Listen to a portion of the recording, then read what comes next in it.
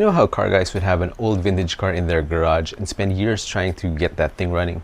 Well, this tricopter is my equivalent, and I've been rebuilding it bit by bit over the years. When I first saw this back in 2017, I was blown away, and it's what got me started in FPV. Because it looked better than anything else that was available at the time, and in my opinion, I think it still looks great. So let's go back to 2019, where I first got started on this rebuild. Hey everyone, welcome back to Imagination Tech, and today I have here Mitch. I'm not sure if you've seen this on my channel before. Probably like a year or two ago, this was the one I was flying with. This is actually my first RC drone that I've had, and it's quite an old platform. It uses an F3 board just like this, and I've already broken two. It is a very proprietary board, and there's only one place you can use this, and this is already out of production, so it's already obsolete. But I really think that this platform by itself will still provide a good platform, probably with modern hardware. So let's take a look at what we can update with the hardware of this tricopter, and let's see how it goes. So the first thing that we're going to do is to remove the canopy and disassemble all of this. So we're going to remove the original F3 board. We're just going to remove this. The other arms already have their motors removed. We're also going to be taking a look at our servo. This has a regular servo lead. Alright, so the first and most important thing we need to do first is to drill some holes into this.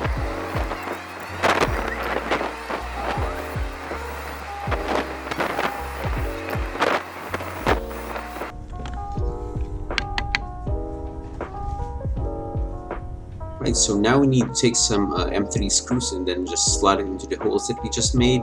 And then we're going to just screw in some nylon standoffs, and this is going to be the platform for our new flight controller.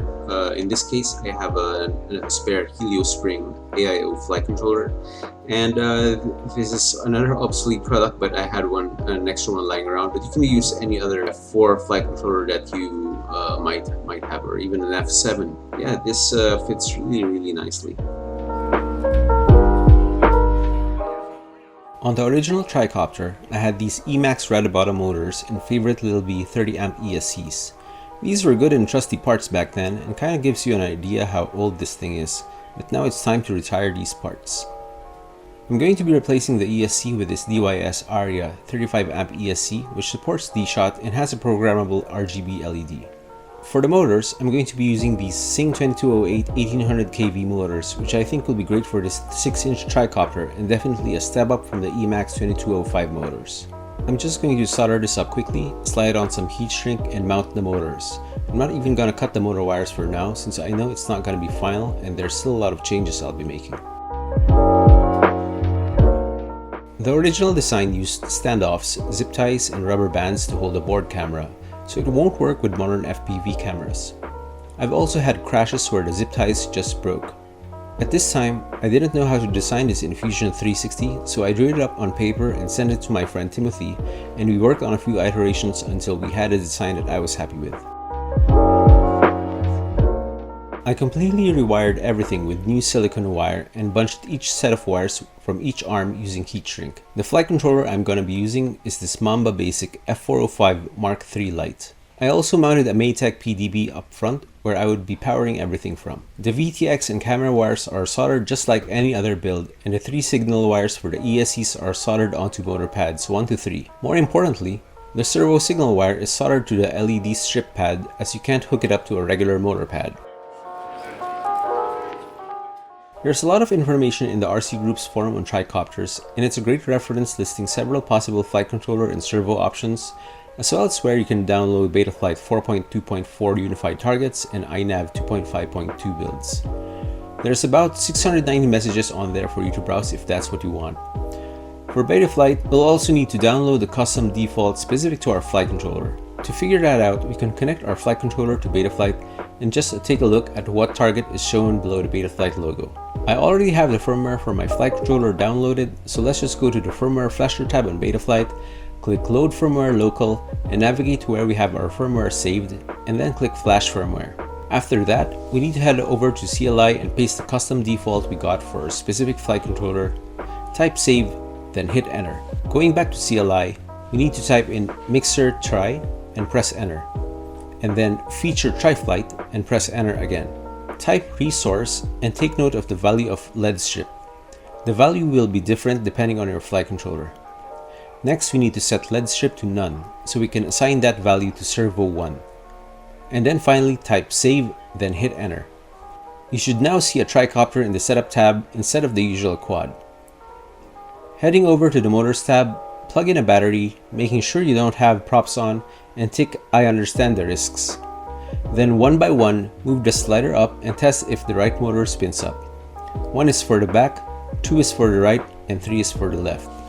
After setting up your ports in the receiver, power on the tricopter, no need to arm like I did here, and move the yaw stick left and right. Yawing left should move the tail towards the right and vice versa. If not, type this command into CLI, then save. I crashed on one of my test flights and I broke one of the original G10 fiber side plates, and I tried printing this in PETG, but at 1.5 millimeters it's still a little bit too soft and it's not going to be durable. Add tin, print me out. Luckily I had all of the files, so now I'm going to upgrade this to a carbon fiber side plates, and I also had some of the other plates printed. Now here it is with its new carbon fiber canopy. There are a couple of motors now in the market with the MR30 connectors out of the box, and I also wanted that for this tricopter, so I could easily swap motors. It's time to finally shorten the motor wires. These Amass branded connectors have this shroud or skirt, so you don't need any heat shrink. You just snap it close after soldering. Now it's nice and short, about 1.5 inches to the end of the connector.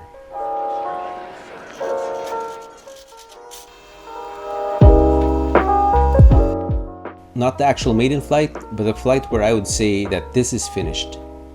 Personally, I like how the carbon fiber canopy shows up in the video. Kinda gives you the feeling that you're really in the cockpit, and it also gives nice reflections of the sky. There's a bit of tail waggle, so hopefully I can tune that out, and in the future I'd really like to put an HD cam mount on top and use this for some really long range flights, as well as put iNav on this for autonomous flight missions. It's important not to crash though, because if the arms get folded, there's no way to recover or turtle mode out of that. David Windestall made all the design files available under a Creative Commons license, so you can have them made at your favorite CNC shop.